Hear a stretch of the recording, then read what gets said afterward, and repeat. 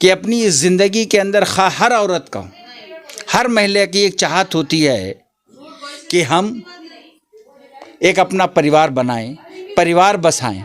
लेकिन बहन जी ने अपनी कौम के लिए, उसके साथ साथ सर्व समाज के लोगों के लिए बहन जी ने अपनी सारी ज़िंदगी को अपनी आवाम के लिए वफ़ कर दिया।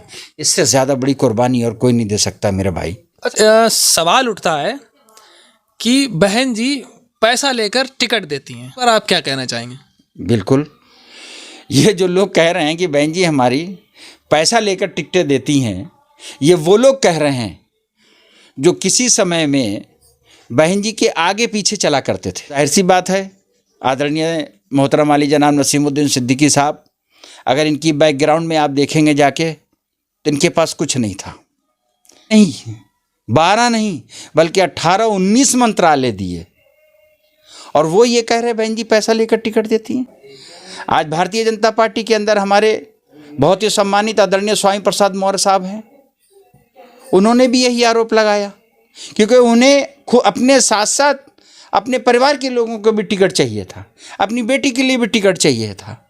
इस शहर के ज़िले के जिला अध्यक्ष जो हमारी पार्टी में नहीं है, आदरणीय सम्मानित श्री सर्वेश अम्बेडकर जी हुआ करते थे, और इनकी क्या स्थिति थी ये वाकिफ़ है, आप लोग सभी लोग जानते होंगे। एक छोटी सी दुकान थी और टीवी का कार्य किया करते थे, और बहुजन समाज पार्टी ने, आदरणीय बहन जी ने उनको राज्य मंत्री का दर्जा दिया और उनकी पत्नी को कन्नौज जैसे जनपद का जिला पंचायत अध्यक्ष बनाया।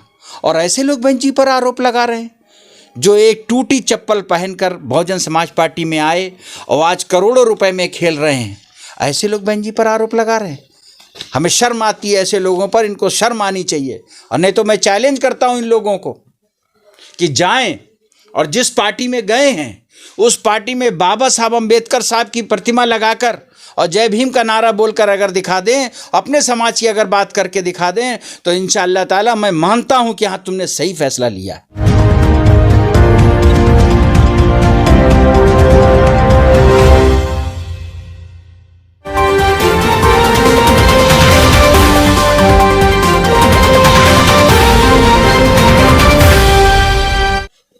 नमस्कार दोस्तों, मैं शिव किशोर सिंह, आप देख रहे हैं द वायरल वन। और आज हम ऐसी शख्सियत के साथ मौजूद हैं जो बहुत ही पुराने बसपा के कद्दावर नेताओं में गिने जाते हैं। आपका परिचय कराएंगे उनके ही जुबानी। तो सर बताइए आपका नाम। हाजी मोहम्मद फजल मंसूरी। आपने बसपा कब ज्वाइन की थी? सन 1999 में मैं पार्टी का कार्य कर रहा था, लेकिन माननीय बहन जी ने मुझको सन 2001 में जनपद फर्रुखाबाद का शहर नगर अध्यक्ष नियुक्त किया था। तब से आज तक मैं बहुजन समाज पार्टी की सेवा कर रहा हूँ। इतने लंबे समय से बहुजन समाज पार्टी की सेवा करते हुए आपको क्या मिला? ये बहुत माकूल जो है आपका प्रश्न है।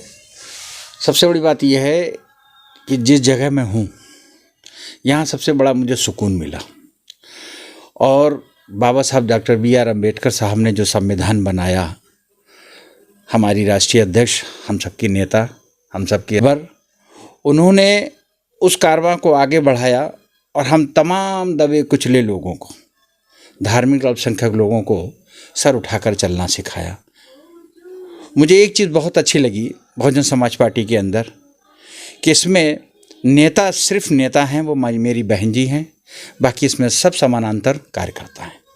इसलिए मैं बहुजन समाज पार्टी में तन मन धन से इंशाअल्लाह ताला खिदमत करता हूं और करता रहूँगा। बसपा के कद्दावर नेता, पूर्व कद्दावर नेता नसीमुद्दीन साहब आपके बहुत करीबी माने जाते थे, तो ऐसी क्या वजह रही जो वो पार्टी छोड़कर चले गए और आप नहीं गए? ये बिल्कुल सही है। बहुजन समाज पार्टी में उनका बहुत बड़ा कद था। बहुजन समाज पार्टी के आदरणीय बहन जी के बाद दूसरे नंबर के नेता थे। जब उन्होंने बहुजन समाज पार्टी को बल्कि छोड़ा नहीं, बल्कि उन्होंने पार्टी के साथ गद्दारी की, उन्होंने अनुशासनहीनता की, और अपने परिवार के मोहब्बत में उन्होंने बहुजन समाज पार्टी सिर्फ बहन जी ने उनको बाहर का रास्ता दिखाया। बड़े अफसोस के साथ हम ये कहना पड़ता है कि एक बार उनका जब फ़ोन आया मेरे पास तकरीबन 15-20 दिन बाद कि हाजी जी क्या आप मेरे साथ हैं, तो मेरा उनसे सिर्फ 2 ही अल्फाज थे। मेरी उनसे सलाम दुआ हुई और मैंने कहा भाईजान, मैं विचारों से ख़यालों से तो आपके साथ हूँ, लेकिन सियासी उसूल से बहुजन समाज पार्टी में आस्था रखता हूँ और मैं बहन जी के साथ हूँ और ता ज़िंदगी भर बहन जी के ही साथ रहूँगा। मैं सुख दुख में तो आपके साथ रह सकता हूँ, लेकिन सियासी तौर पे मैं आपके साथ नहीं जा सकता।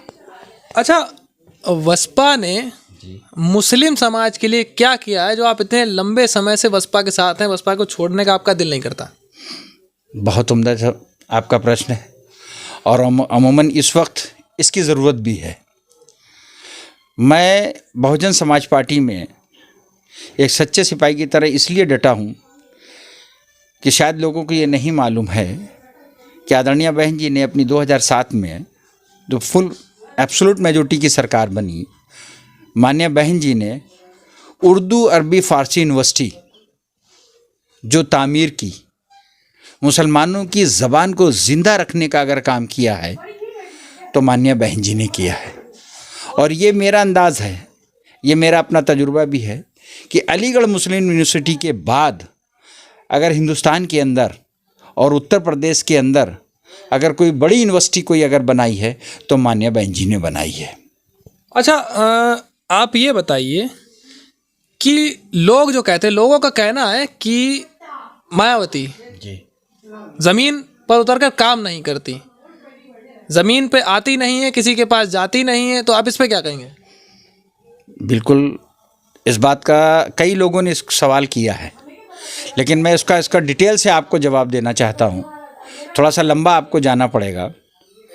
माननीय बहन जी ने जिस वार्ड के अंदर आप रह रहे हैं, मैं जिस वार्ड में रह रहा हूँ, इस वार्ड में सन 1989 और 90 के दरमियान एक सभासदी का चुनाव हुआ था। उस वक्त आदरणीय बहन जी, हम सबके सरपरस्त बहुजन समाज पार्टी के राष्ट्रीय अध्यक्ष, ने डोर टू डोर जाकर एक साधारण कार्यकर्ता की तरह जिताने का काम किया एक सभासद को। और मैं आपको बता दूं कि माननीय बहन जी ने इतना संघर्ष किया है कि अपनी इस ज़िंदगी के अंदर हर औरत का, हर महिला की एक चाहत होती है कि हम एक अपना परिवार बनाएं, परिवार बसाएं, लेकिन बहन जी ने अपनी कौम के लिए, उसके साथ साथ सर्व समाज के लोगों के लिए बहन जी ने अपनी सारी ज़िंदगी को अपनी आवाम के लिए वफ़ कर दिया। इससे ज़्यादा बड़ी कुर्बानी और कोई नहीं दे सकता मेरे भाई। अच्छा, ये सवाल उठता है कि बहन जी पैसा लेकर टिकट देती हैं, इस पैसे पर आप क्या कहना चाहेंगे? बिल्कुल, ये जो लोग कह रहे हैं कि बहन जी हमारी पैसा लेकर टिकटें देती हैं, ये वो लोग कह रहे हैं जो किसी समय में बहन जी के आगे पीछे चला करते थे और उनके पास कुछ भी नहीं था। आगे पीछे से मतलब है क्या? नाम जाहिर करेंगे उनका? बिल्कुल, जाहिर सी बात है। आदरणीय मोहतरम आली जनाब नसीमुद्दीन सिद्दीकी साहब, अगर इनकी बैकग्राउंड में आप देखेंगे जाके तो इनके पास कुछ नहीं था। एक ये सरकारी कर्मचारी हुआ करते थे। उसके बाद बहन जी ने उत्तर प्रदेश के अंदर जब उनकी हुकूमत बनी, उनकी सरकार बनी, उनको 17 नहीं, 12 नहीं, बल्कि 18-19 मंत्रालय दिए और वो ये कह रहे बहन जी पैसा लेकर टिकट देती हैं। आज भारतीय जनता पार्टी के अंदर हमारे बहुत ही सम्मानित आदरणीय स्वामी प्रसाद मौर्य साहब हैं, उन्होंने भी यही आरोप लगाया, क्योंकि उन्हें अपने साथ साथ अपने परिवार के लोगों को भी टिकट चाहिए था, अपनी बेटी के लिए भी टिकट चाहिए था। अब मैं अपने जनपद फर्रुखाबाद की एक बात करता हूं, आपको एक मिसाल देता हूं। जब सन 2001 में मैं यहाँ शहर अध्यक्ष हुआ करता था, तो उस वक्त इस शहर के ज़िले के जिला अध्यक्ष जो हमारी पार्टी में नहीं है, आदरणीय सम्मानित श्री सर्वेश अम्बेडकर जी हुआ करते थे। और इनकी क्या स्थिति थी ये वाकिफ़ है, आप लोग सभी लोग जानते होंगे। एक छोटी सी दुकान थी और टीवी का कार्य किया करते थे और बहुजन समाज पार्टी ने, आदरणीय बहन जी ने उनको राज्य मंत्री का दर्जा दिया और उनकी पत्नी को कन्नौज जैसे जनपद का जिला पंचायत अध्यक्ष बनाया। और ऐसे लोग बहन जी पर आरोप लगा रहे हैं जो एक टूटी चप्पल पहनकर बहुजन समाज पार्टी में आए और आज करोड़ों रुपए में खेल रहे हैं। ऐसे लोग बहन जी पर आरोप लगा रहे हैं। हमें शर्म आती है ऐसे लोगों पर, इनको शर्म आनी चाहिए। और नहीं तो मैं चैलेंज करता हूं इन लोगों को कि जाएं और जिस पार्टी में गए हैं उस पार्टी में बाबा साहब अम्बेडकर साहब की प्रतिमा लगाकर और जय भीम का नारा बोलकर अगर दिखा दें, अपने समाज की अगर बात करके दिखा दें, तो इंशाअल्लाह ताला मैं मानता हूं कि हाँ तुमने सही फैसला लिया। अच्छा, ये आपका लेटर आज हमने देखा, ये जो है इसमें पड़ी है तारीख 14/5/2001। लगभग 20 साल आपको हो गए बसपा पार्टी ज्वाइन किए हुए। इस लेटर के साथ एक लेटर पीछे और लगा है, बहुजन समाज पार्टी फर्रुखाबाद सर्वेश अम्बेडकर जिला अध्यक्ष। जी है। तो ये उस समय जिला अध्यक्ष हुआ करते थे, आखिर ऐसी क्या वजह रही ये पार्टी छोड़ कर चले गए और आप नहीं गए? बस यहाँ विचारों की लड़ाई है। कोई ज़रूरी नहीं कि जो जिस मज़हब में जिस धर्म में मैं पैदा है तो हर व्यक्ति अम्बेडकरवादी नहीं हो सकता। उसकी सोच अम्बेडकरवादी होना चाहिए। और अमूमन लोग मंच से एक बात कहा करते हैं कि दलितों के मसीहा बाबा साहब अम्बेडकर। मैं आपके चैनल के माध्यम से बता देना चाहता हूँ हजार हिंदुस्तान की उस आवाम को कि बाबा साहब अम्बेडकर दलितों के मसीहा नहीं थे। बाबा साहब अम्बेडकर हर मजलूम, दबे कुचले, धार्मिक अल्पसंख्यक, मुसलमानों सभी के मसीहा थे। क्योंकि अगर बाबा साहब ने वोट का अधिकार ना दिया होता तो आज जो आप मेरा इंटरव्यू ले रहे हैं, हो सकता है ये हाजी फजल आज इंटरव्यू देने काबिल नहीं होता और आपसे रूबरू नहीं होता। अगर ये देन है तो बाबा साहब अम्बेडकर की है, वरना किसी की नहीं है। अच्छा, आप पिछड़ा वर्ग मुस्लिम समाज से आते हैं। हाँ, पसमादा से आते हैं। और आपके जैसा कि बताया जाता है कि आपके संबंध जो हैं या आपका लगाव या भाईचारा जो भी कह लें, नौशाद साहब से ज़्यादा है।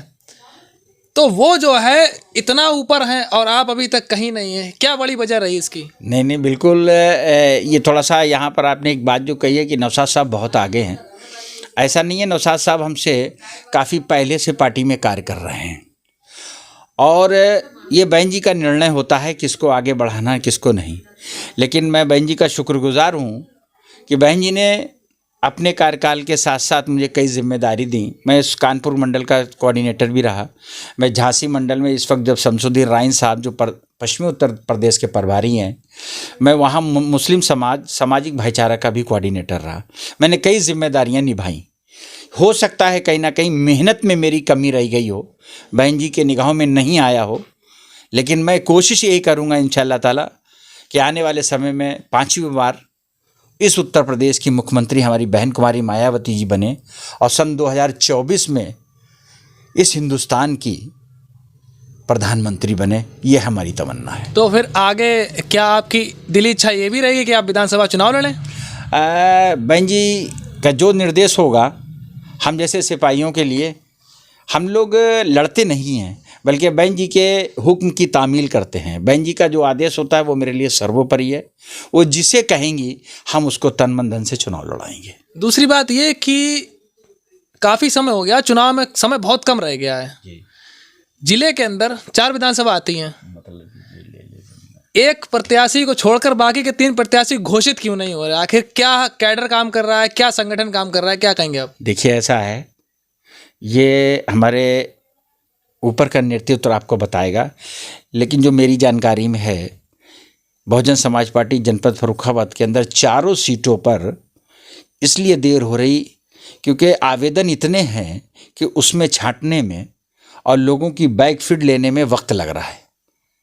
ऐसा नहीं है कि आवेदनों की लाइन लगी हुई है, लेकिन माननीय बहन जी का दिशा निर्देश है कि सच्चा, ईमानदार, साफ सुथरी छवि का व्यक्ति, आपराधिक प्रवृत्ति का कोई व्यक्ति ना हो, ऐसे व्यक्ति को बहुजन समाज पार्टी अपना टिकट देगी और उसे यहाँ का विधायक बनाने का काम हम लोग करेंगे जनपद फर्रुखाबाद में।